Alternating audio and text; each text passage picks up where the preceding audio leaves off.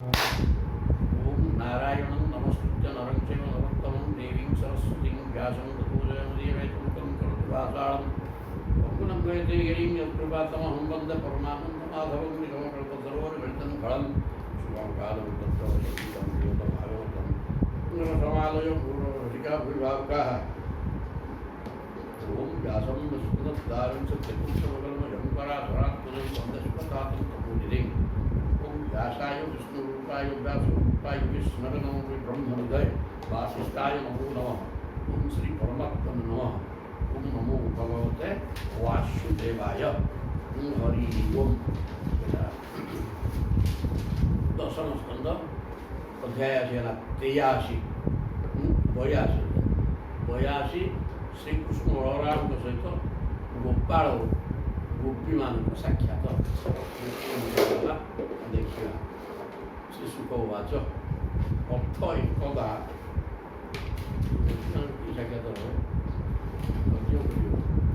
अर्थ एकदा द्वार त्याग बसतु रामकृष्ण सूर्यपराग सुमहान आसित कल्पक्षयी श्रद्धा कथा द्वारकार बास कर रामकृष्ण जी सूर्यपराग पड़ा सुमहा सूर्यपराग माने दिन तारका दिशब पूर्णग्रास सूर्यपराग जोटा कल्प क्षय समय जमी अंधार हुए सी अंधार तारका दिशब ए प्रकार गोटे पूर्णग्रास सूर्यपराग पड़ा यज्ञ हम तम ज्ञावा मनुजा राजन पुरस्तादेव सर्वतः समंत पंचकम क्षेत्र जजु श्रीय विधिष्ठया सूर्य पराग समय जिते राहु कि केतु द्वारा ग्रस्त होते सी समय जप तप ध्यान प्राणायाम जहाँ कर सिद्धि मैंने अपेक्षा सिद्धि ए प्रकार पाठ रही तेणुक एक कथा जो रामकृष्ण जानीदे मनुजा राजन सुखदेव कौशल परीक्षित महाराज पुरस्तात् एव सर्वतः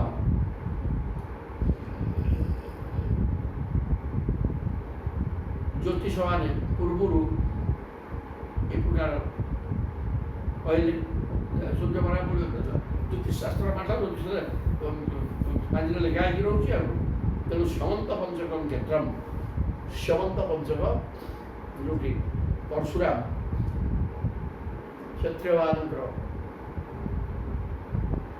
विनाश करटा कुंड करते रक्तर कुंड यहाँ समंत पंचक कुरुक्षेत्र जजु श्रेय विधिष्या सीठी जाकि दान पुण्य करेंगे ध्यान करेंगे उस समय सूर्यपराग समय करेंगे बोली समस्ते चलिए कुरुक्षेत्र को कुरुक्षेत्र थी समंत पंचक क्षेत्र को गले कुरुक्षेत्र अंश विशेष निहि क्षत्रियां वही कुर्बन राम शस्त्रभृतांबर शस्त्रभृता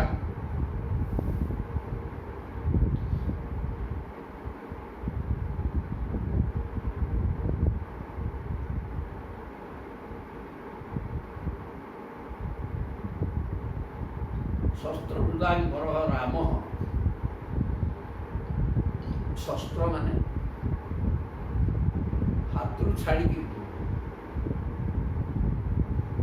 हाथ धरिकी मरा है पड़ोसटा अस्त्रुटा छाड़ार दरकार नहीं हाथ धरिकी जोटा मरा हुए सीटा शस्त्र तेणु परशुराम होती शस्त्रभृतांबर शस्त्रधारी मान भर सर्वश्रेष्ठ होती परशुराम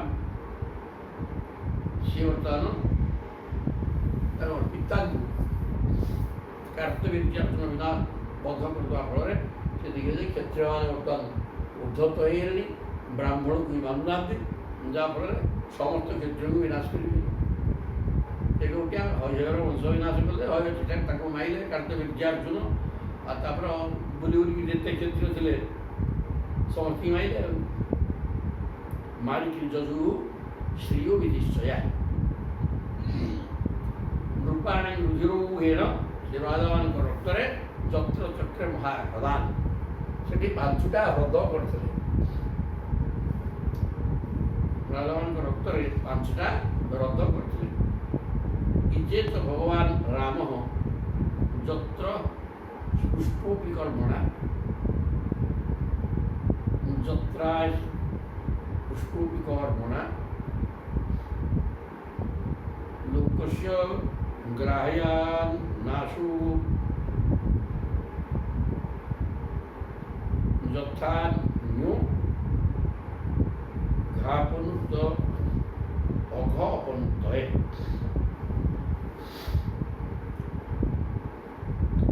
ଇଜେ ତ ଭଗବାନ ରାମ ରକ୍ତରେ 5ଟା ହ୍ରଦ ହୋଇଥିଲା। ତାପରେ ସେଇ ଜାଗାରେ ଭଗବାନ ରାମ ଯତ୍ରାପି କର୍ମଣା ସର୍ବଶକ୍ତି ଭଗବାନ ପରଶୁରାମ ଯଦ୍ୟପି କୌଣସି ପ୍ରକାର କର୍ମ ସ୍ପର୍ଶ କରିବା ସମ୍ଭବ ନୁହେଁ ତଥାପି ଲୋକେ ପାପକୁ ନିବୃତ୍ତ ହେବା ନିମନ୍ତେ ପ୍ରାୟଶ୍ଚିତ କଲା ପରି ଲୋକ ମର୍ଯ୍ୟାଦା ରକ୍ଷା ବା ଲୋକ ଶିକ୍ଷା ନିମନ୍ତେ ସେଠାରେ ପୂର୍ବେ ସେ ଗୋଟିଏ ଯଜ୍ଞ କରିଥିଲେ। ଇଜେ ତ ଭଗବାନ ରାମ ଭଗବାନ ପରଶୁରାମ ଯତ୍ର ପୁଷ୍ପୋପି କର୍ମଣା କୌଣସି କର୍ମର ଫଳ ପରଶୁରାମ ଭୋଗ କରିବାର ପ୍ରଶ୍ନ ନାହିଁ। ତେଣୁ ଏତେ କ୍ଷେତ୍ରକୁ ବିନାଶ କରି ତାର ଫଳସ୍ୱରୂପ କିଛି ଦୁର୍ଦ୍ଦଶା ଭୋଗିବେ ଏ କଥା ପ୍ରଶ୍ନ ନଥିଲେ ମଧ୍ୟ ଲୋକସ୍ୟ ଗ୍ରାହ୍ୟନ୍ ଈଶା କାରଣ ସେ ପ୍ରଭୁ ସେ କ୍ଷତ୍ରିୟମାନେ ଯେହେତୁ ଦୁର୍ଦ୍ଧର୍ଷ ହେଇଗଲେ ତାଙ୍କ ପାଖରେ ନୀତି ରହିଲାନି। ବ୍ରାହ୍ମଣକୁ ମାରିବା ପାଇଁ ପଛେଇଲେନି। ବ୍ରାହ୍ମଣରେ ଖାଣ୍ଟି ବ୍ରାହ୍ମଣ ବ୍ରହ୍ମଦର୍ଶୀ ତେଣୁ ସେ ବାଧ୍ୟ ହେଇକି ସମସ୍ତଙ୍କୁ ବିନାଶ କଲେ। ସେ ଭଗବାନ ସ୍ୱୟଂ ତେଣୁ ତାଙ୍କ କର୍ମଯୁକ୍ତ ପାପ ତାଙ୍କୁ ଲାଗିବନି। ତଥାପି ଲୋକ ଶିକ୍ଷା ପାଇଁ ଭଗବାନ ଅବତାର ଯେମିତି ଲୋକ ଶିକ୍ଷା ପାଇଁ ତେଣୁ ଲୋକ ଶିକ୍ଷା ପାଇଁ ଯଥା ଅନ୍ୟ ଅଘାପନୁକ୍ତ ଅନ୍ୟମାନେ ଶିଖିବେ କେମିତି? ତେଣୁ ପାପ ଦୂରୀକରଣ ପାଇଁ କ୍ଷେତ୍ର ଗୁଡ଼ାକ ବିନାଶ କରିବା ପାପ ହେଲା ତାକୁ ଦୂର କରିବା ପାଇଁକିରି ଯିଏ ବାଧ୍ୟ ହେଇକିରି ଯିଏ ଗୋଟେ ସେଠି ଯଜ୍ଞ କରିଥିଲେ କିଏ ପରଶୁରାମ କ୍ଷମନ୍ତ ମନ୍ଦିରରେ ମହତ୍ୟାଗ ତୀର୍ଥଯାତ୍ରାୟାଂ ତତ୍ର ଆଗନ ଭାରତୀ ପ୍ରଜା ବୃଷ୍ଣୟଶ୍ଚ ଅର୍ଥାତ୍ ଅକ୍रूर वसुदेवागा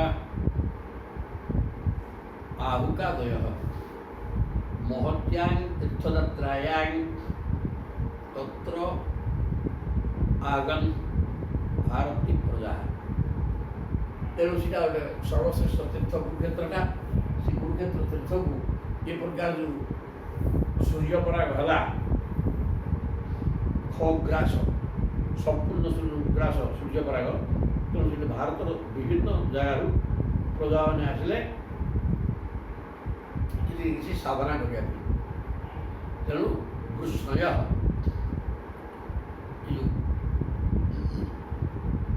जदुवंशी माने अक्रूर वसुदेव आहुक सबू पाले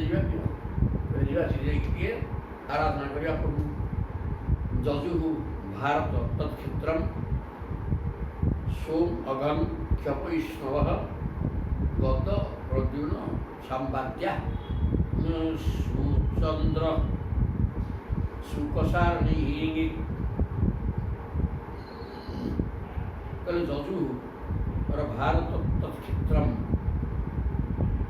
हे भारत ये सुखदेव पूछते द्वारा तत्र तत्क्षेत्र सोम अघम क्षपैष्णव निजे निजे कर पाप को हटे देवाई बर्तमान गद प्रद्युन सांब सुचंद्र सुकसारण समस्ते आसले आस्ते अनिरुद्ध रक्षायां कृतवर्मा च सूथपः ते रथिः देवधिस्नाभै भैश्र तरलप्लवी। ଯଦୁବଂଶୀ ମାନେ ସ୍ୱାଭାବିକ ରୂପେ ତେଜସ୍ୱୀ ଥିଲେ, ପୁଣି ଗଳାରେ ସୁବର୍ଣ୍ଣ ହାର, ଦିବ୍ୟ ପୁଷ୍ପମାଳ, ବହୁମୂଲ୍ୟ ବସ୍ତ୍ର, କବଚ ଧାରଣ କରି ସୁସଜ୍ଜିତ ହୋଇଥିବାରୁ ସେମାନଙ୍କର ଶୋଭା ଆହୁରି ବଢ଼ିଯାଇଥିଲା। ଆସ୍ତେ ଅନିରୁଦ୍ଧ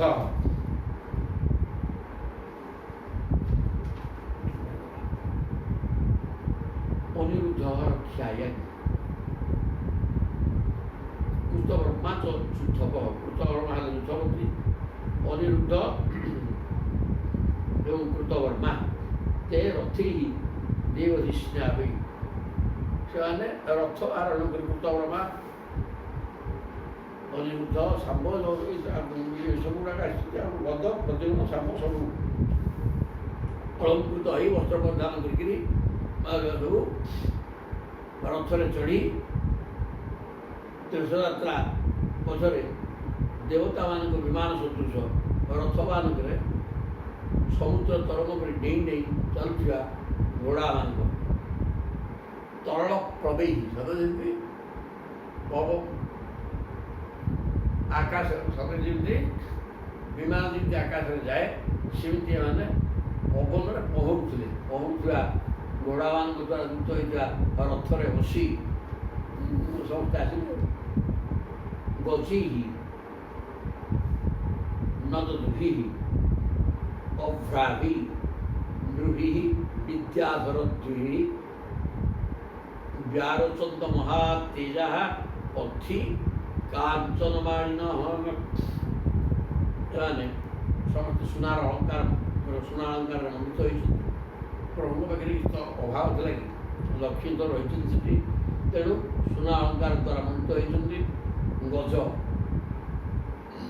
ହାତୀ, ଗଜୈଃ ନଦଦ୍ଭିଃ ହାତୀମାନେ ସବୁ ଶବ୍ଦ କରୁଛନ୍ତି। ଅଭ୍ରାଭି ଅଭ୍ରମ୍ ମେଘ ବାରିବାହ, ମେଘ ଭଳିଆ କଳା କଳା ହାତୀ ଗୁଡ଼ାକ, ସେ ହାତୀ ଗୁଡ଼ାକ ମେଘ ଯେମିତି ଗର୍ଜନ କରନ୍ତି ସେମିତି ଗର୍ଜୁଛନ୍ତି।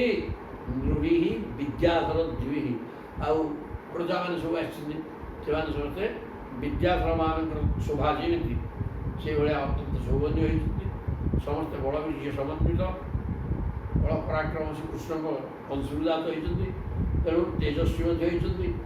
ଏଇସବୁ ଲୋକ ଗୁଡ଼ାକ କୃଷ୍ଣଙ୍କ ପିଲା ଗୁଡ଼ାକ, ଆଉ ସେ ଲୋକ ହେଲେ ଆଉ କ'ଣ ତାଙ୍କରି ବଂଶଧର ସବୁ, ତେଣୁ ସେଗୁଡ଼ାକ ସମସ୍ତେ ତେଜସ୍ୱୀ। ତେଣୁ ତେଜସ୍ୱୀ ବ୍ୟକ୍ତି ଗୁଡ଼ିକ ଘୋଡ଼ା ହାତୀ ଗୁଡ଼ାକ ମେଘ ଭଳିଆ କଳା ହାତୀ, ଗୁଡ଼େ ହାତୀ ଆସୁଛନ୍ତି, ତେଣୁ କଳା ମେଘ ଭଳିଆ ସେଗୁଡ଼ାକ ହେଇଛନ୍ତି। ଆଉ ମେଘ ଯେମିତି ଗର୍ଜନ କରୁଛନ୍ତି। ବ୍ୟାରୋଚନ୍ତ ମହାତେଜାଃ, ଏ ଲୋକ ଗୁଡ଼ାକ କୃଷ୍ଣଙ୍କ ସନ୍ତାନ ମାନେ ସବୁ ଅତ୍ୟନ୍ତ ତେଜସ୍ୱୀ ହେଇଛନ୍ତି, ଆଉ ସୁନାର ମାଳ ସବୁ ପିନ୍ଧି ପକେଇଛନ୍ତି। ଇଆଡ଼େ ନିଜେ ତେଜସ୍ୱୀ କି ସିଆଡ଼େ ଅଳଙ୍କାର ମଣ୍ଡିତ ହୋଇଛନ୍ତି, ତେଣୁ ଆହୁରି ଶୋଭା ଦ୍ୱିଗୁଣିତ ହେଉଛି। ଦିବ୍ୟଶକ ବସ୍ତ୍ର ସନ୍ନାଃ କଳତ୍ରୈଃ ଖେଚରାଇବ ତତ୍ର ସ୍ନାତ୍ୱା ମହାଭାଗାଃ ଉପୋଷ୍ୟ ସୁସମାହିତାଃ। ଦିବ୍ୟଶକ ବସ୍ତ୍ର, ଫୁଲମାଳ ସବୁ ପଡ଼ିଛି, ଉପଯୁକ୍ତ ବସ୍ତ୍ର ପରିଧାନ କରିଛନ୍ତି।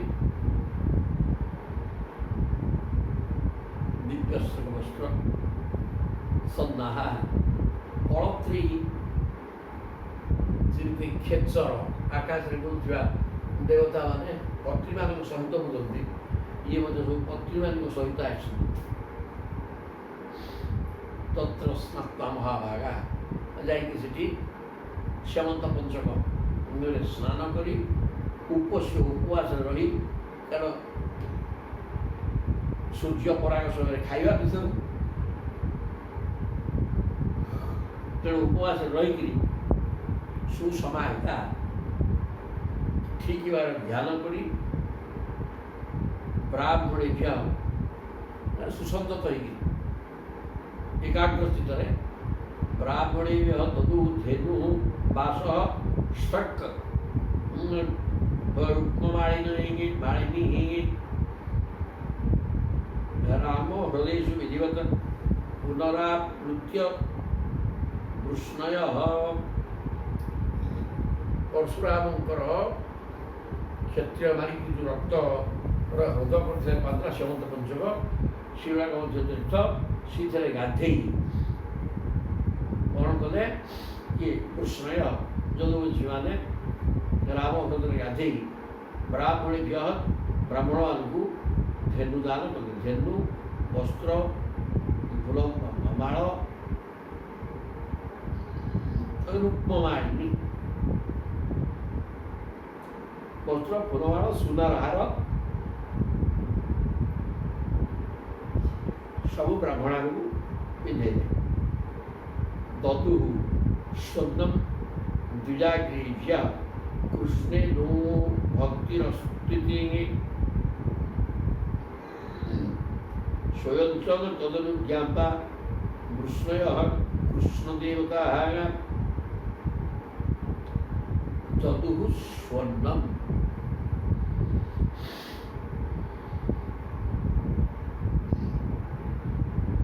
जदुवंशी परशुराम निर्मित सरोवर दीपूर्वक स्नान कले एवं सतपात्र ब्राह्मण मान स्वादिष्ट अन्न भोजन कराइले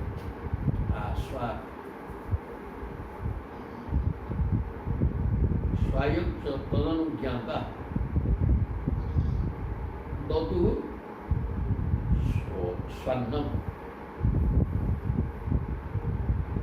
उपयुक्त अन्न अन्न ब्राह्मण खाया देकर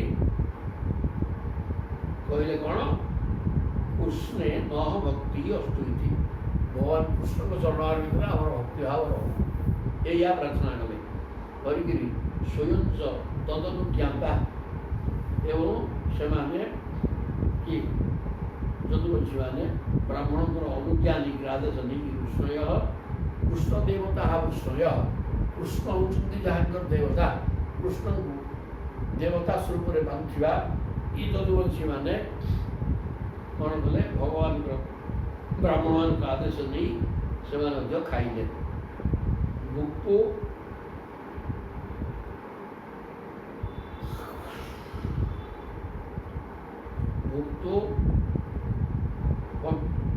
भुक्तोपविशु काम स्निग्ध छायांघ्रिपांघ्रिषु तत्र आगतान्तेन ददृशु सुहृत् संबंधिनो नृपागन कौन कले ब्राह्मण आम खाइबा देले आदेश नहीं निजे भोजन कले भोजन कर उपविशु बसिले उठी बसिले काम स्निग्ध छायांघ्रिपांघ्रिषु प्रचुर छाई थी बड़ गछ तले अन्य वृक्ष मूल जो छाई अच्छी से प्रकार जगह को आसिक सब बसीगले तत्र आगता आगे ददृशु एवं से सब भारत विभिन्न स्थान लोक सब आई तेणु निजर सुहृद संबंधी कृपा निजर निज सहित सुसंपर्क थी अनेक राजा एवं अन्य बंधुबांधव समस्त देखा पाइले मत्स्य कुशीनर कौशल्य विदर्भ कुरु सुजया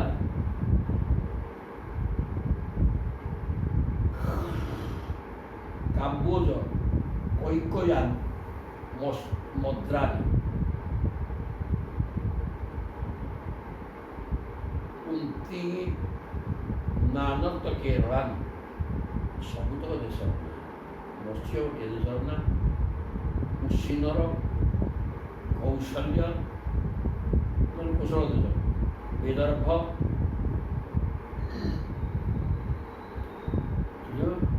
कुरु सुंजय काम्बोज कैकयान कैकय मद्र मद्र देश जो माद्री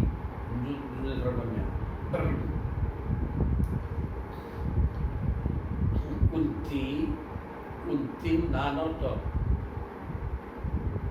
କୁନ୍ତୀ ବି ଗୋଟେ ଦେଶ ତାହେଲେ।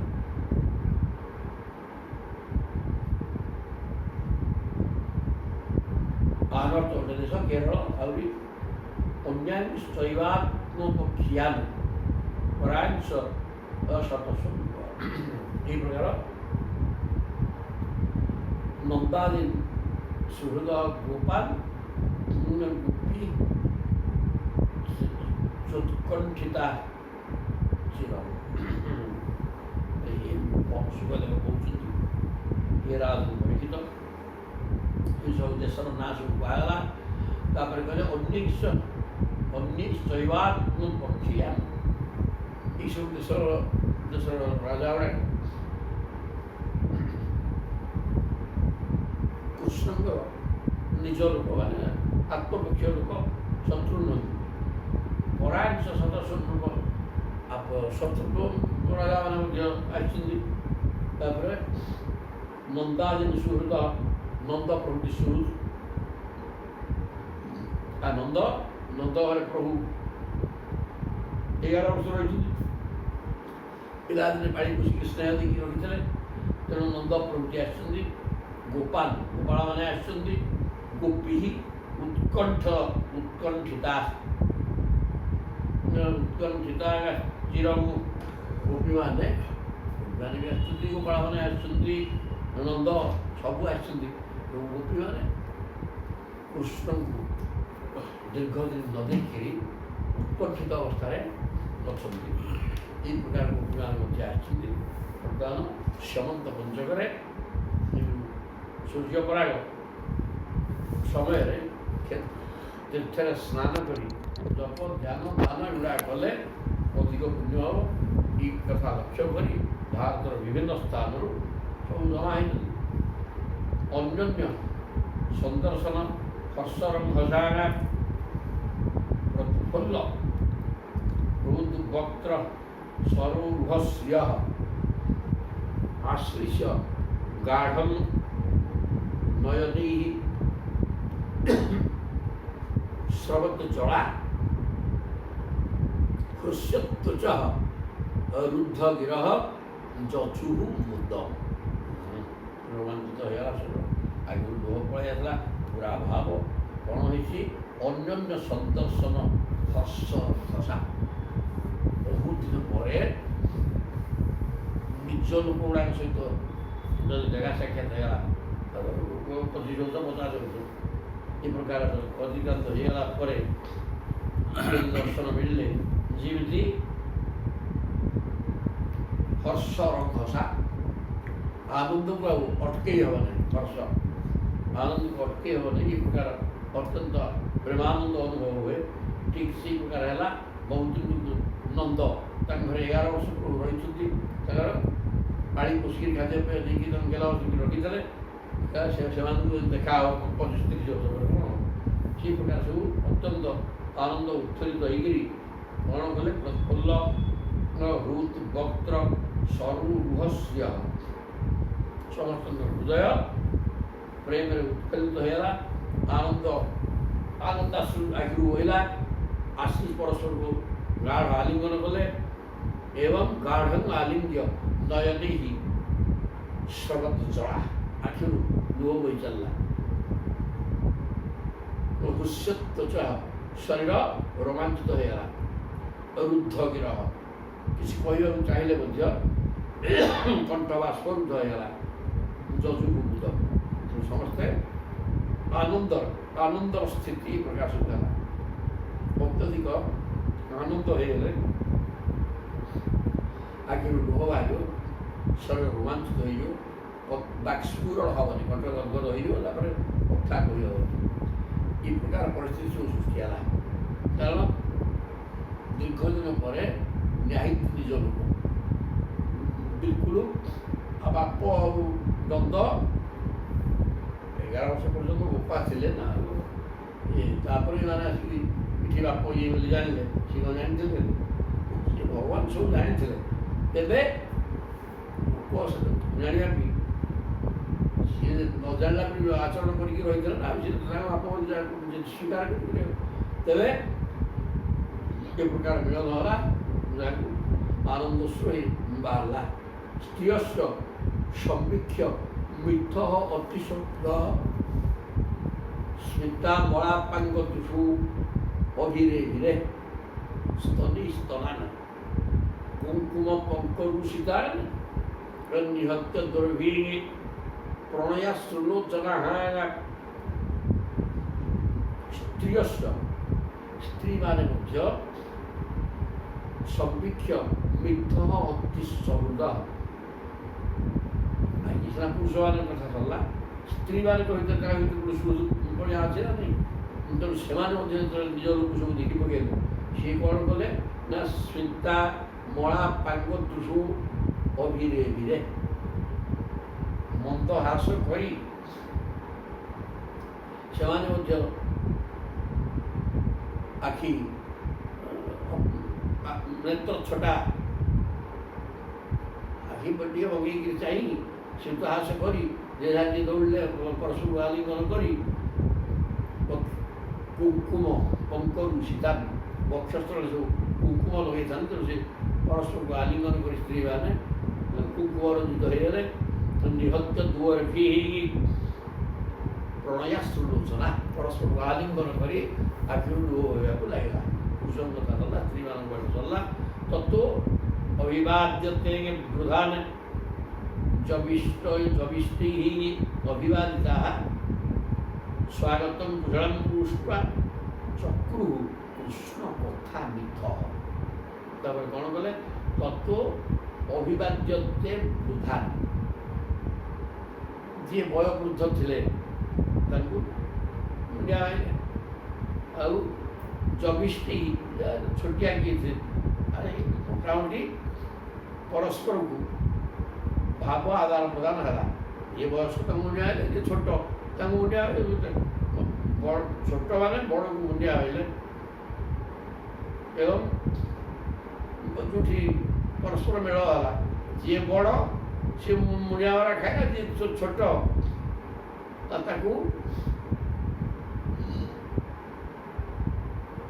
ସ୍ନେହରେ ଆଲିଙ୍ଗନ କଲେ, ଇତ୍ୟାଦି ଇତ୍ୟାଦି ହେଇକିରି ସେ ଦେଣ ନେଣ ହେଇକି ଭାବର ଆଦାନ ପ୍ରଦାନ ହେଇଗଲା। ସ୍ୱାଗତಂ ଜବିଷ୍ଠୈ ଅଭିବାଦିତ ସ୍ୱାଗତଂ କୁଶଳଂ ପୁଷ୍ପା ସ୍ୱାଗତଂ ଭୋ କୁଶଳ, ତୁମର ଆଗମନ ବାଟରେ କିଛି ଅସୁବିଧା ହେଇନି, ସୁବିଧାରେ ଆସିଲ ତ ଦେହ କାଟିକି ଥିଲା ସବୁ ପ୍ରଶ୍ନ କରାଏ। ତେଣୁ ସବୁ ପ୍ରଶ୍ନ କଲେ। ଚକ୍ରୁ ତାପରେ ଅଳ୍ପ ସମୟ ପାଇଁ ପାଠ ହେଲା କ'ଣ, ଯେ ପ୍ରକୃତିର ସଚ୍ଚା ଭଗବତ ଭକ୍ତ ସେ ବାଜ୍ୟ କଥା ବିଷୟ ପଦେ ପଦେ ଠକ୍ ଠାକ୍ ପାଠ ଛିଣ୍ଡେଇ ଦେଇ କୃଷ୍ଣ କଥାରେ ଚାଲିଲେ। କ'ଣ କଲେ?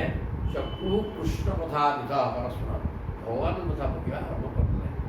ଏଇଟା ସବୁ ଜନମାନଙ୍କର ଲକ୍ଷ୍ୟ ନୁହେଁ। ଏଗୁଡ଼ା କେବଳ ଯେ ସଚ୍ଚା ଭକ୍ତ ସେ ଆଦୌ ବାଜ୍ୟ କଥା ଶୁଣିବ ନାହିଁ, ତାକୁ ଶୁଖିବନି। ସତ କାଲା ହେଇଗଲାଣି ମଣିଷ, ମୁଁ ତାକୁ ଜାଣିପାରୁନି, ମୋତେ କିଛି ଶୁଖେନି, ଆଦୌ ତିନିଥର କହିଲେ ମୁଁ ଜାଣୁଛି କିଛି ଜାଣିପାରୁନି। ତେବେ ତା କୃଷ୍ଣ କଥା, କେବଳ କୃଷ୍ଣ କଥା ହିଁ ଦରକାର। ଆଉ ବାଜ୍ୟ କଥା ଶୁଣିବେନି।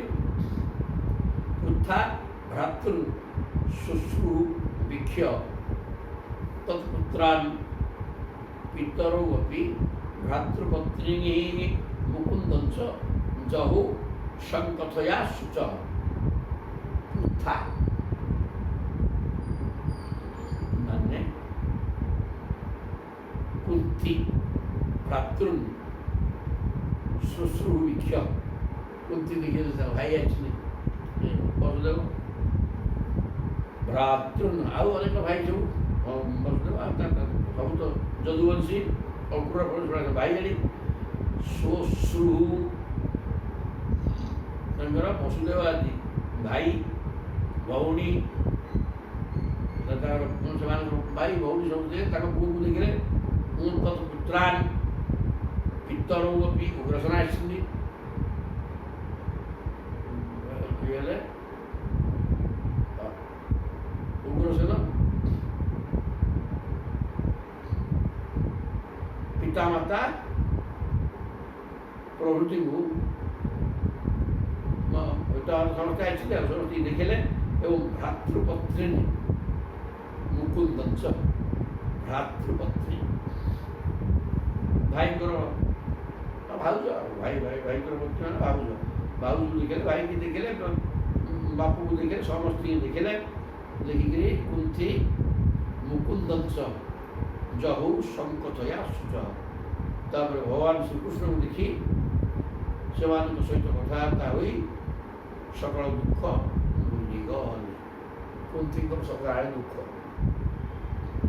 କେବେ ବି ସେ ସୁଖ ପାଇଲେ ଜୀବନଟାକ କେବଳ ଦୁଃଖରେ କଟିଛି ସୁଖ ପାଇଲେନି। କେତେ ବର୍ଷ ସେ ରାଜସ୍ଥାନରେ ସିଏ ଅତି କମ୍ ବର୍ଷ ଯେତେବେଳେ ବିନାଶ ସମୟ ଆସିଲା ମଲା ବେଳକୁ ତ ଅଳ୍ପ ସମୟ ରାଜ୍ୟ ପାଇକିରି ସୁଖରେ ରହିଥିଲା ତାକୁ ସେଟା ସୀମିତ ସମୟ ଜୀବନଟାକ ଦୁଃଖରେ କଟିଯାଇଛି। ତେଣୁ ଭଗବାନ ପାଇକିରି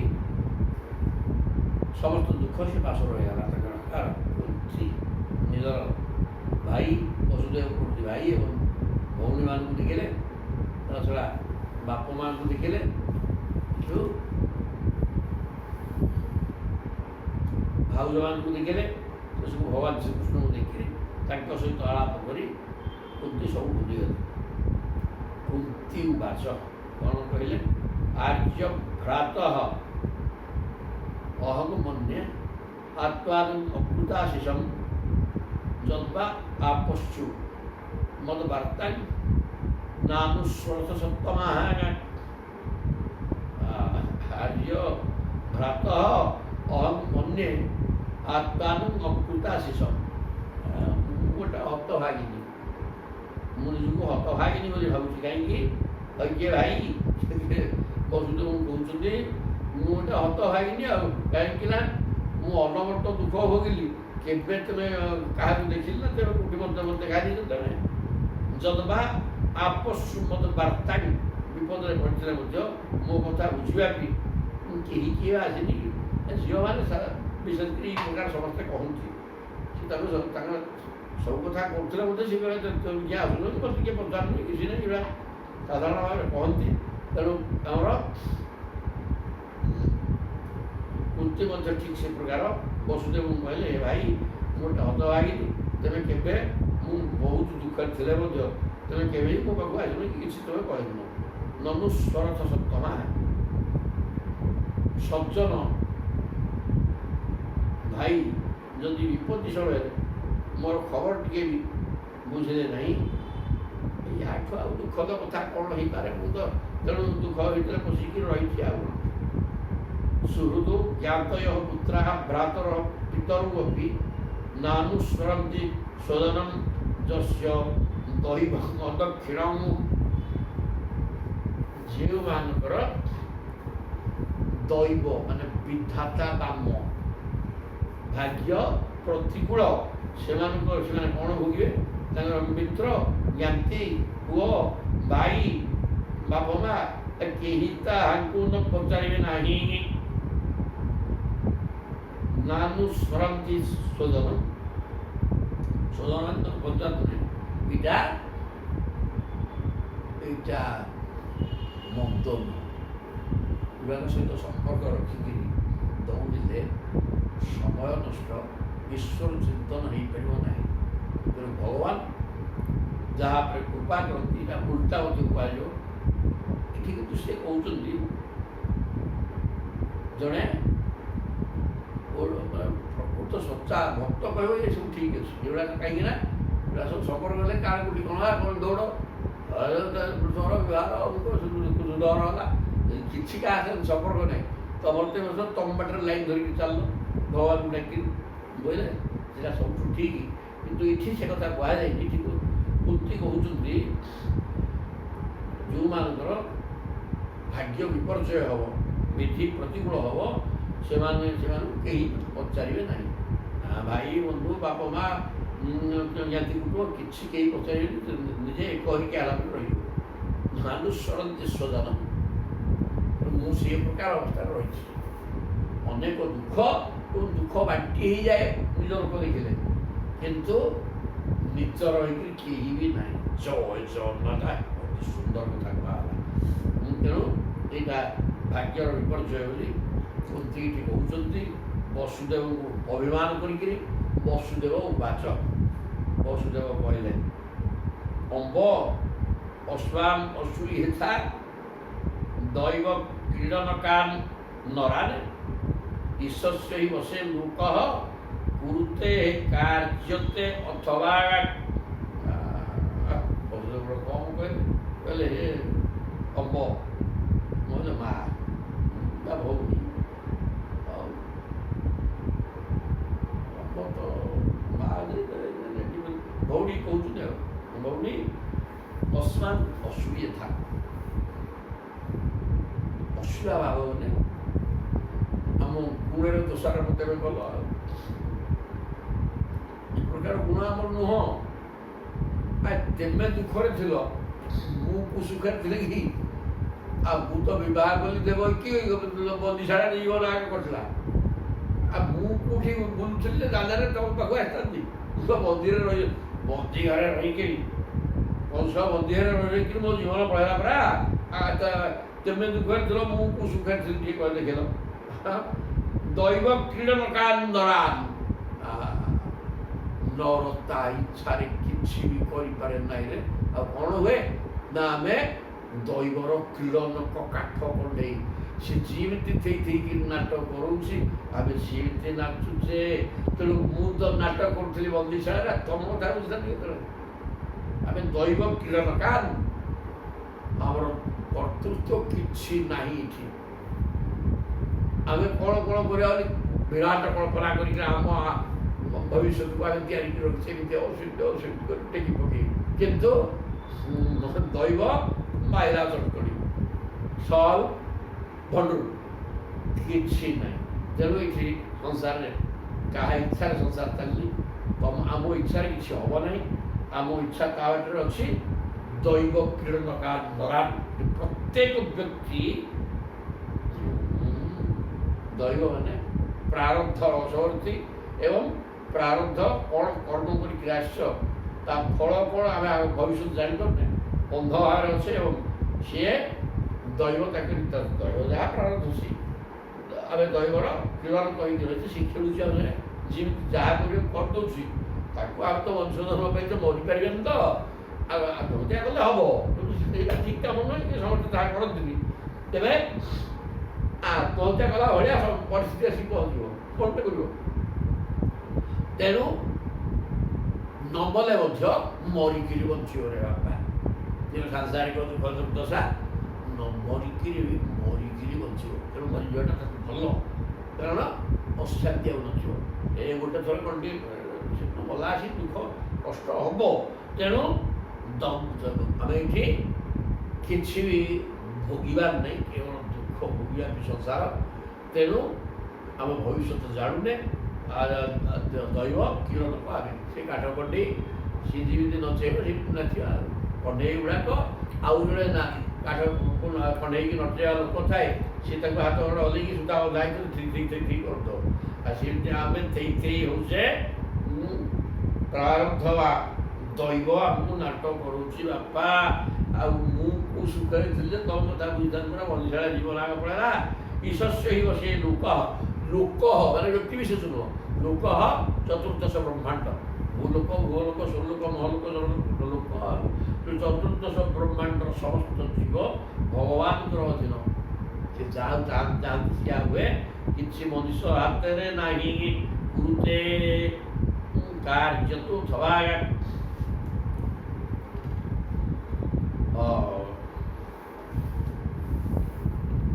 ଦେଖ ସଂସାରେ ଯେତେ ଲୋକ ଈଶ୍ୱର କ୍ରୀଡ଼ାର କନ୍ଦୁକ, ଈଶ୍ୱର ଯନ୍ତ୍ର ମଧ୍ୟରେ ପଡ଼ି କାର୍ଯ୍ୟ କରଣେ ପଥ ହୁଡ଼ି।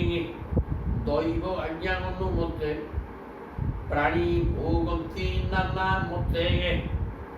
ବିଧାତା ଲିଖନ ତଦନୁସାରେ ଆମକୁ ଭୋଗିବାକୁ ଆମ ଇଚ୍ଛାରେ କିଛି ହବ ନାହିଁ। ଏକଥା ସୁନ୍ଦର ଭାବରେ କହିଲେ। ତେଣୁ ଆମର ତୁମେ ଦୁଃଖରେ ଥିଲ, ମୁଁ କ'ଣ ଟିକେ ଚିନ୍ତା କରୁନ। ମୁଁ କ'ଣ ପଚାରିଥାନ୍ତି? ମୁଁ କୁଆଡ଼େ ଯିବା? ମୁଁ କ'ଣ ମୋ ଆୟତ୍ତରେ କିଛି ଥିଲି?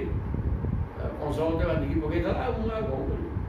कंस प्रताप पिता सर्वे वयं जाता दिशं दिशं इतरेव पुनः स्थानं दैवेन साधिता सुषा बोले हे भौणी आमको तो कंस थी करूला सी जुआड़े आमको नौला सियाड़े जाऊँ ऐसे तो जबरदस्त आदिकी नहीं बंधुजार थो केतले पिटे गादी बोले तापर नहीं थोलानी उठी आम आयत थिलु कंस आमको नाटक करूला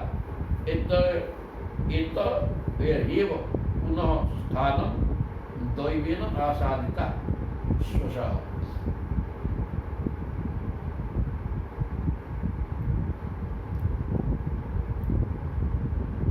अत्याचार असर अत्याचार आम अस्थिर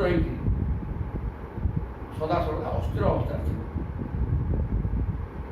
भगवान को कृपा ये किसी दिन है प्रभु आसिक तुम घर 11 वर्ष रही आसला मारिया आम टे सुस्थ अच्छु ना पूर्व आम अवस्था तो झड़ा दिखला तुम तुम कथा कहूँ ये कथा बतल श्री सुखदेव कहते वसुदेव उग्रसेनाद्यै जदुभिः ते अर्चिता कृपा आसन्न च्युत संदर्श परमानंद निवृत्ता वसुदेव उग्रसेनाद्यै जदुभिः वसुदेव उग्रसेन प्रति जदुवंशी माने ते अर्चिता कृपा जदुवंशी मानू अन्य राजा मैंने आसिक अर्चा मान पूजा कले अर्थात सम्मान देले कारण उग्रसेन से पराक्रमी नहले भगवान कृष्ण बाहुछाया रही से सबुठ पूज्य हो जाते प्रभु प्रभाव तेणु वसुदेव होती भगवान कृपा ये अजा तेणु एमाने समस्त दृष्टि उच्च स्थान थे तेणु समस्त अन्य राजा मैंने शिक्षा तो सब आसिक उग्रसेन और वसुदेव को पूजा कले घंटी फूल गोटे सत्कार कले सम्मान देले आसन्न अच्युत संदर्श परमानंद निवृत्ता एवं समस्त भगवान कृष्ण को दर्शन कर आनंद अनुभव कर संसार निवृत्त हो गले जय जगन्नाथ मंदिर भीतर पशिगले संसार चिंता रहे किमी छुआ प्रभु देखी देखी केमी जगन्नाथ को देखा ये भितर मन किसी समय संसार त्याग कर दिए ठीक से अवस्था है समस्त जो बर्तमान वसुदेव एवं उग्रसेन को सत्कार कले भगवान कृष्ण को दर्शन कर आनंद और भगवानंद स्वरूप प्रभु ना किमतिका कौन आनंद बड़ा जमा हो तुम पड़े कथा शुणिले तो ये आनंद लगुच रूपटा आहरी माधुर्य से प्रकार रूप उठी ना ब्रह्मांड सृष्टि ना तेणु से रूप सर्वांग एत आकर्षणीय जे दर्शन कर आनंद मिल खाली कथार आनंद मिल न शरीरटा आनंदमय चाहिए कौन कहुई कोटि कदर को रूप एवं चाहिए अपलोक नयन आखि पड़गनी तेणु से शरीर आनंददायक ब्रह्म तो सब ब्रह्म शरीर भी ब्रह्म आचरण भी ब्रह्म आचरण पढ़ले आनंद शरीर देखीदे आनंद बक्र लोक हो संसार निवृत्त हो जय जगन्नाथ को चाहिए ठिया पड़े संसार मन पड़ो जब सुंदर भाव देख शिशुर मन ठीक सेमती ठिया कृष्ण को देखिए समस्त संसार निवृत्त हो किसी समय जय जगन्नाथ विष्णु समस्ते आई विष्णु द्रोण अंबिका पुत्र किए से धृतराष्ट्र अंबिका पुत्र से गांधारी ससुता कथा गांधारी ପୁତ୍ରମାନଙ୍କ ଧୃତରାଷ୍ଟ୍ର ଦୁର୍ଯ୍ୟୋଧନ ପୁତ୍ରମାନଙ୍କ ସହିତ ଗାନ୍ଧାରୀ, ପତ୍ନୀମାନଙ୍କ ସହିତ ଯୁଧିଷ୍ଠିର, ସାଦରାଃ ପାଣ୍ଡବାଃ, ସଦାରାଃ ପାଣ୍ଡବାଃ, ନିଜର ପତ୍ନୀ ସହିତ ପାଣ୍ଡବମାନେ କୁନ୍ତି ଆସିଛନ୍ତି। ପାଣ୍ଡବମାନେ ସଞ୍ଜୟ, ବିଦୁର, କୃପ, ଏସବୁ ସମସ୍ତେ ଆସିଛନ୍ତି। ଆମର ସଞ୍ଜୟ, ବିଦୁର, କୃପାଚାର୍ଯ୍ୟ, କୃପ ହେଉଛନ୍ତି ଗୁରୁ, ଆହୁରି କୃପ, କୁନ୍ତିଭୋଜ, ବିରାଟ, ବିଶ୍ୱକ, ନଗ୍ନଜିତ୍, ମହାଙ୍ଗାନ, ପୁରୁଜିତ୍, ଦ୍ରୁପଦ, ଶଲ୍ୟ, ଧୃଷ୍ଟକେତୁ, କାଶୀରାଜା, ଏ ବିରୋଧ ଭଗବାନଙ୍କର ଶତ୍ରୁ, ଦମଘୋଷ କିଏ ଶିଶୁପାଳ, ବିଶାଳାକ୍ଷ, ମୈତ୍ରୀଳ, ମିଥିଳା ଦେଶର ନରପତି, ମଦ୍ର ଦେଶର ରାଜା, ଯେଉଁ ଦେଶର ଝିଅ ହେଉଛନ୍ତି ମାଦ୍ରୀ, କୈକେୟୀ ତୁଟିଥିଲେ, କୈକେୟୀଙ୍କର ଦେଶଟା କେକୟ, ଯୁଧାମନ୍ୟୁ, ସୁଶର୍ମା ଚ ସସୁତା, ବାଲ୍ଲିକା ଦୟ, ନିଜର ପୁତ୍ରମାନଙ୍କ ସହିତ ବାଲ୍ଲିକ, ଏମିତି ଅନେକ ରାଜା। ରାଜା ନୁହଁ ଯେ ଚ ରାଜେନ୍ଦ୍ର ଯୁଧିଷ୍ଠିର ମନୁବ୍ରତା ଶ୍ରୀନିକେତନ ବପୁ ଶୌରେ ଶସ୍ତ୍ରିକମ୍ ବିକ୍ଷ ବିସ୍ମୃତା। ରାଜା ନୁହଁ ଯେ ତ ରାଜେନ୍ଦ୍ର ଯୁଧିଷ୍ଠିର ଅନୁବ୍ରତା, ଅନେକ ରାଜା ଥିଲେ ଯେଉଁମାନେ କି ଯୁଧିଷ୍ଠିରକୁ ବହୁତ ପ୍ରେମ କରୁଥିଲେ। ତେଣୁ ଯୁଧିଷ୍ଠିରଙ୍କର ପ୍ରେମ ଥିଲା ଭଗବାନଙ୍କ ପାଖରେ, ତେଣୁ ସେମାନେ ଭଗବାନଙ୍କୁ ମଧ୍ୟ ଅତ୍ୟନ୍ତ ସ୍ନେହ ଶ୍ରଦ୍ଧା କରୁଥିଲେ। ଶ୍ରୀନିକେତନ ବପୁ ଶୌରେ, ଶୌରୀ ମାନେ ସୁରସେନଙ୍କର ପୁତ୍ର, ସୁରସେନଙ୍କର ପୁତ୍ର ହେଲେ ବସୁଦେବ, ବସୁଦେବଙ୍କ ପୁଅ ହେଲେ କୃଷ୍ଣ। ତେଣୁ କୃଷ୍ଣଙ୍କ ନାଁ ଗୋଟେ ଶୌରୀ ଅଛି, ସୁରସେନଙ୍କ ପୁଅ ହେଇଥିବା। ତେଣୁ ଶୌରେ ସୁରସେନଙ୍କର ପୌତ୍ର, ପୁତ୍ର ନୁହେଁ ପୌତ୍ର ହେତୁରୁ ତାଙ୍କ ନାଁ ବି ଶୌରୀ ବୋଲି ହେଇଛି। ଶ୍ରୀନିକେତନ ଲକ୍ଷ୍ମୀଙ୍କର ବାସସ୍ଥାନ, ପ୍ରଭୁଙ୍କ ଶରୀର ବାସ ଲକ୍ଷ୍ମୀ ଅଛନ୍ତି, ଅବଦ ଅର୍ଥ। ଲକ୍ଷ୍ମୀ ମାନେ ପୃଥିବୀ ଲକ୍ଷ୍ମୀ ଅଛନ୍ତି, ଇଆଡ଼େ ସୌନ୍ଦର୍ଯ୍ୟର ଭଣ୍ଡାର, ସେ ଲକ୍ଷ୍ମୀ ତ ସୁନ୍ଦର, ପ୍ରଭୁ ହେଉଛନ୍ତି ସୌନ୍ଦର୍ଯ୍ୟର ଭଣ୍ଡାରରେ ବାପା। ସେଥିପାଇଁ ତାକୁ ଦେଖିଲେ ଆନନ୍ଦ ଲାଗେ, କୌଣସି ଭୁଲ ନାହିଁ, ଆନନ୍ଦ ଅନୁଭବାନନ୍ଦ ସ୍ୱରୂପ। ତେଣୁ ପ୍ରଭୁଙ୍କର ସ୍ୱରୂପ ମଧ୍ୟ ଅନୁଭବାନନ୍ଦ, କଥା ମଧ୍ୟ, କଥା ଶୁଣିଲେ ଆନନ୍ଦ ଲାଗିବ, ଝର ଦେଖିଲେ ବି ଆନନ୍ଦ ଲାଗିବ। ଶ୍ରୀନିକେତନ ବପୁ ଶୌରେ ହେଗେ ଶସ୍ତ୍ରିକମ୍ ବିକ୍ଷ ବିସ୍ମୃତା।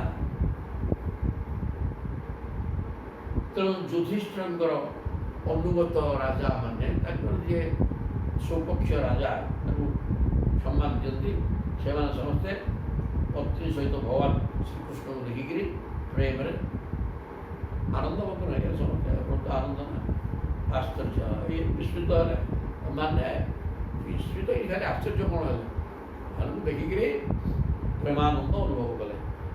ଅଥତେ ରାମକୃଷ୍ଣାଭ୍ୟାଂ ସମ୍ୟକ୍ ପ୍ରାପ୍ତ ସମର୍ପଣ ପ୍ରଶଂସନ୍ସୁ ମୁଦାଯୁକ୍ତା ମୃଷ୍ଣେନେ କୃଷ୍ଣ ପରିଗ୍ରହା।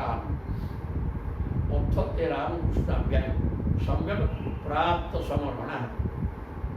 ଏବଂ ସେ ଯେଉଁ ଅନ୍ୟ ରଜାମାନେ ଆସିଥିଲେ ରାମକୃଷ୍ଣ ଦୁହିଁଙ୍କ ଠାରୁ ହରହର ମାନେ ସେ ରାମକୃଷ୍ଣଙ୍କୁ ସେମାନେ ପ୍ରଣାମ କରିକି ତାଙ୍କଠାରୁ ସମ୍ମାନ ପାଇ ଯୋଗୀଜନମାନଙ୍କ ମଧ୍ୟରେ ମଧ୍ୟ ଦୁର୍ଲଭ, ଆପଣ ତାଙ୍କୁ ନିତ୍ୟ ନିରନ୍ତର ଦର୍ଶନ କରୁଛନ୍ତି। ଅଥତେ ରାମକୃଷ୍ଣାଭ୍ୟାଂ ସମ୍ୟକ୍ ପ୍ରାପ୍ତ ସମର୍ପଣ। ରାମକୃଷ୍ଣଙ୍କ ଠାରୁ ସମସ୍ତେ ଆଦର ସତ୍କାର ପାଇକିରି ପ୍ରଶଂସନ୍ସୁ ମୁଦା ଯୁକ୍ତା ସମସ୍ତେ ଆନନ୍ଦ ହେଇଗଲେ ଏବଂ କୃଷ୍ଣ ପରିଗ୍ରହାନୁକୃଷ୍ଣେ ଭଗବାନ ଶ୍ରୀକୃଷ୍ଣଙ୍କର ବାହୁ ଛାୟା ତଳେ ଥିବା କୃଷ୍ଣୀମାନେ ଯଦୁବଂଶୀମାନଙ୍କୁ ପ୍ରଶଂସା କଲେ। ତୁମେମାନେ ଧନ୍ୟ, କାହିଁକିନା ଯୋଗୀମାନେ ସାଧକମାନେ এই প্রভুଙ୍କର ସ୍ୱରୂପ ଦର୍ଶନ ପାଇଁ ଅନେକ ସାଧନା କରୁଛନ୍ତି କିନ୍ତୁ ପାଇପାରୁନାହାନ୍ତି। ତୁମର ଅହୋଭାଗ୍ୟ ଥିବ ସ୍ୱୟଂ ଭଗବାନ କୃଷ୍ଣଙ୍କୁ ତୁମେ ନିଜର ନିଜ ଲୋକ ଭଳିଆ ଦାସଭଳିଆ ଦେଖୁଛ। ତେଣୁକରି ଏ ପ୍ରକାର କହିକିରି ସମସ୍ତଙ୍କୁ ପ୍ରଶଂସା କଲେ। ତାପରେ କିସ ହେଲା, ଅଥନ୍ତେ ଅହୁ ଭୋଜପତେ ଜୁୟମ ଜନ୍ମ ଭାଲୁ ନୃଣାଙ୍ଗିହ ଯତ୍ ଅଶ୍ୟଥା ଅସକୃତ କୃଷ୍ଣମ୍ ଦୁର୍ତ୍ତରସ୍ୟ କବିଯୋଗୀନାଙ୍ଗା ଏଇଠି ବୋଧେ କହିଲେ। ପ୍ରଶଂସା କଲେ। କ'ଣ ପ୍ରଶଂସା କଲେ ଯାହା ମୁଁ କହିଦେଲି ସେ ସବୁଟା ପୁଣି ସିଆ ଲିଖିଛନ୍ତି। ଅହୁ ଭୋଜପତେ ଜୁୟମ, ହେ ଭୋଜରାଜ ପୁରୁଷେନ ତୁମେ ବର୍ତ୍ତମାନ ଜନ୍ମଭାଗ ନୃଣାଙ୍ଗିହ, ତୁମ ମନୁଷ୍ୟ ଜନ୍ମଟା ସାର୍ଥକ ହେଇଗଲାରେ। ମନୁଷ୍ୟ ଜନ୍ମ କାହିଁକି ମିଳିଥାଏ? କେବଳ ଭଗବାନଙ୍କୁ ପାଇବା ପାଇଁ। ତୁମେ ତ ଭଗବାନଙ୍କୁ ପାଇକିରି ଅଛ ବିନା ସାଧନାରେ। ଅନ୍ୟମାନେ କଠୋର ସାଧନା କରିକିରି ପାଇପାରୁନାହାନ୍ତି କିନ୍ତୁ ତୁମେ ବିନା ସାଧନା କୁହାଯାଇପାରିବ ନାହିଁ।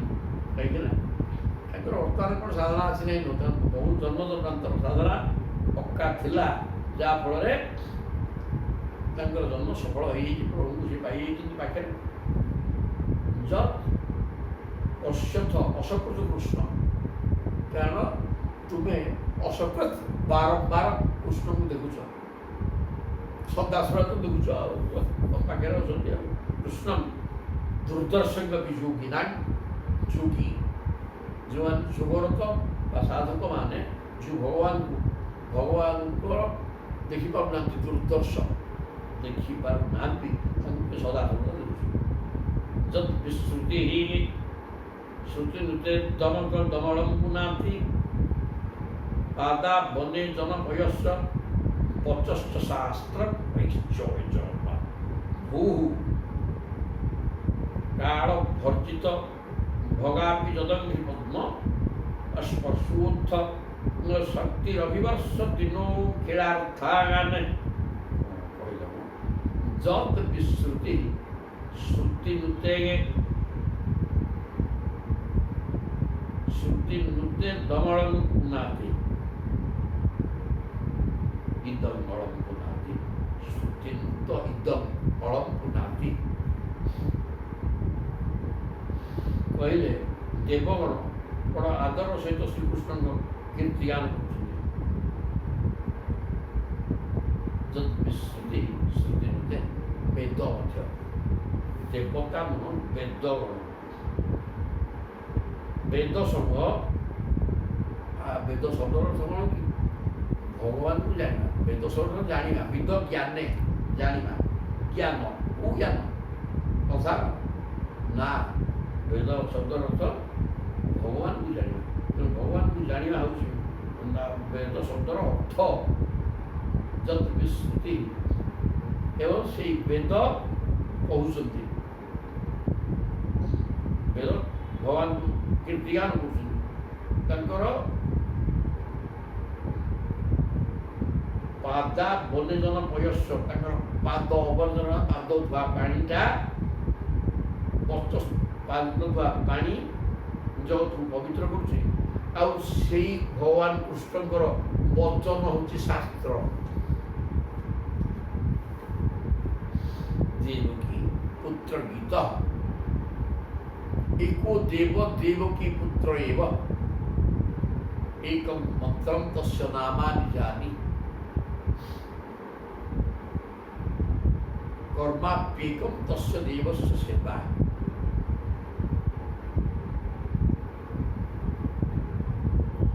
ତାହେଲେ ସେ ସବୁ ପ୍ରଭୁ ହେଲେ ସବୁ କିଛି। ଆଉ ତାଙ୍କର ପାଦ ଧୌତ ଜଳ ହେଉଛି ପବିତ୍ର ଏବଂ वचन हूँ शास्त्र भू काल भर्जित भगापी जदंगी पद्म कालक्रे पृथ्वीर समस्त सौभाग्य नष्ट हो जाता किंतु तांकर चरण कमल स्पर्श पाई से अवतीर्ण हेउ हेउ पृथ्वी रे पुणी थे सकल शक्ति संचार हो भू काल भर्जित पृथ्वीटा महाकाल प्रभाव भाजी जाता कौन भाजी जाता दुर्जन मान कि कष प्रवृत्ति अनेक राक्षस अवकाशर खंडासुर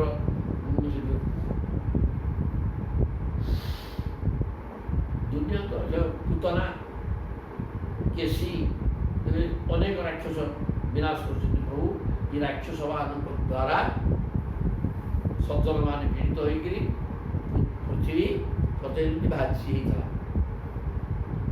काल भर्जित महाकाल प्रभाव ये दुर्दांत राक्षस मान द्वारा आक्रमित होकर पृथ्वी को दुख भोगी किंतु जदंघ्रि पद्म जिते पृथ्वी भगवान पादपद्म पृथ्वी पृष्ठ पड़गला पादपद्म स्पर्शोत्थ शक्ति पादपद्म स्पर्शरु पृथ्वी माता शक्ति पाईगले ये जो भर्जित होकर दुखरे जीर्ण शीर्ण हो जराजीर्ण होता सी बर्तमान प्रभुंर आविर्भाव जनित पदस्पर्श द्वारा शक्ति प्राप्त हो गए शक्ति ही अभिवर्षति क्रीड़ार्थम एवं से पृथ्वी काम दुघा हो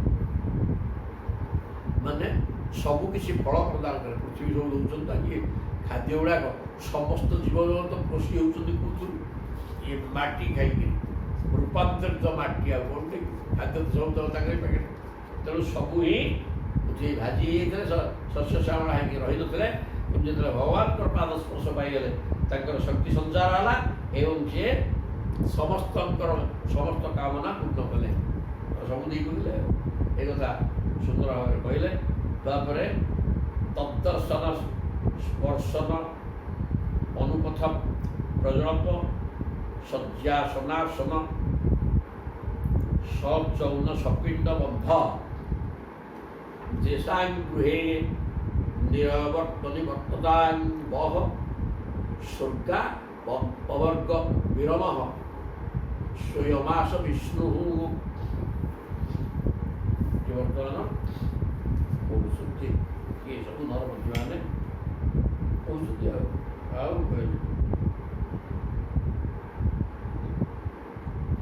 हे उग्रसेन उग्रसेन कहते उग्रसेन आपण मान श्रीकृष्ण सहित वैवाहिक गोत्रगत संबंध रही केवल से नुहे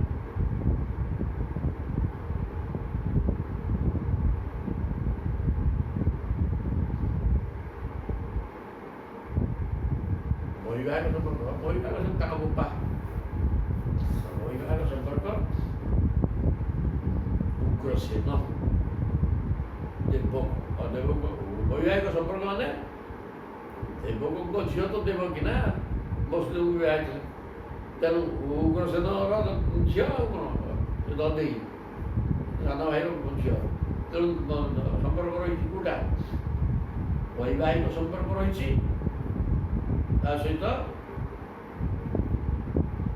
गोत्र संपर्क रही तेणु केवल तद्दर्शन स्पर्शन अनुपथ प्रजल्प तुम सदा सर्वदा देखुच स्पर्श कर एवं सहित कथबार्ता कर शब्द कर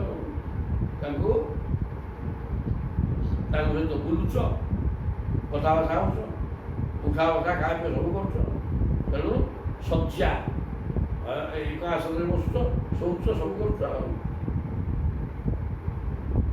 प्रकार कृष्ण सहित तुम्हें बांधी रही अन्य संसार सहित बांधी संसार सह बांधी रही देशा गृहे निरयवर्त निवर्तता बह स्वर्गापवर्ग विरम ସ୍ୱୟଂ ବିଷ୍ଣୁ, ଯିଏ ସ୍ୱର୍ଗ ଏବଂ ଅପବର୍ଗ ମାନେ ମୁକ୍ତିର ଦାତା ସ୍ୱୟଂ ବିଷ୍ଣୁ, ସିଏ ତୁମ ଘରେ ରହିଛନ୍ତି ଏବଂ ତାଙ୍କ ସହିତ ତୁମେ ଖାଉଛ, ପିଉଛ, ବସୁଛ, ଶୋଉଛ, ବୁଲୁଛ, ସମସ୍ତ କର୍ମ ତାଙ୍କ ସହିତ ତୁମେ କରୁଛ କି ନାହିଁ। ତେଣୁ ଅହୋଭାଗ୍ୟ ତୁମର। ଯାହାକୁ ଉଗ୍ରସେନ ପ୍ରଭୃତିକି ବର୍ତ୍ତମାନ ଅନ୍ୟ ରାଜାମାନେ ପ୍ରଶଂସା କରି ଏ ପ୍ରକାର କହୁଛନ୍ତି, କାରଣ ଯେ ସ୍ୱୟଂ ଭଗବାନ ବିଷ୍ଣୁ ତୁମ ଘରେ ରହିଛନ୍ତି, ଯିଏ ସ୍ୱର୍ଗ ଏବଂ ଅପବର୍ଗର ଦାତା। ସ୍ୱର୍ଗଟା ବହୁତ ବିଶେଷ କିଛି ଜିନିଷ, ଅପବର୍ଗ ମାନେ ମୁକ୍ତି, ସ୍ୱର୍ଗ ମାନେ ଐଶ୍ୱର୍ଯ୍ୟ ଭୋଗ। ଐଶ୍ୱର୍ଯ୍ୟ ଭୋଗର କୌଣସି ଅର୍ଥ ନାହିଁ, କାହିଁକିନା କୌଣସି ଭୋଗରେ ଆନନ୍ଦ ନାହିଁ। ତାକୁ ସୁଖ କୁହାଯାଇପାରେ, ସୁଖ ଦୁଃଖ, କିନ୍ତୁ ପ୍ରଭୁତ ଆନନ୍ଦମୟ ନା। ସେ ଆନନ୍ଦ ସଂସାର ଭିତରେ ସେ ଶବ୍ଦ ନାହିଁ। ଏଇଟା ଅସଂସାରିକ ଶବ୍ଦ, ମାନେ ଦୈବୀ ସମ୍ପଦ ଭୋଗ କଲେ ତା ନା ଆନନ୍ଦ। ଆଉ ଏଗୁଡ଼ାକ ଲୌକିକ ସମ୍ପତ୍ତି ଭିତରେ କିଛି ନାହିଁ। ତେଣୁ ଭଗବାନଙ୍କ ସହିତ ରହିଛ, ଖାଇବା ପିଇବା, ବସିବା, ଉଠିବା, ଶୋଇବା, ବୁଲିବା ସବୁ ତାଙ୍କ ସହିତ କରୁଛ ନା। ତେଣୁ ତୁମର ଅହୋଭାଗ୍ୟ। ଆଉ ଆମେ କ'ଣ କହିବୁ? ତପସ୍ୟାର ଫଳ ତୁମେ ଭୋଗ କରୁଛ। ଆଉ ତାପରେ ସୁଖଦେବ କହିବେ, ଏଇଠି ଥାଉ। ଜୟ ଜଗନ୍ନାଥ।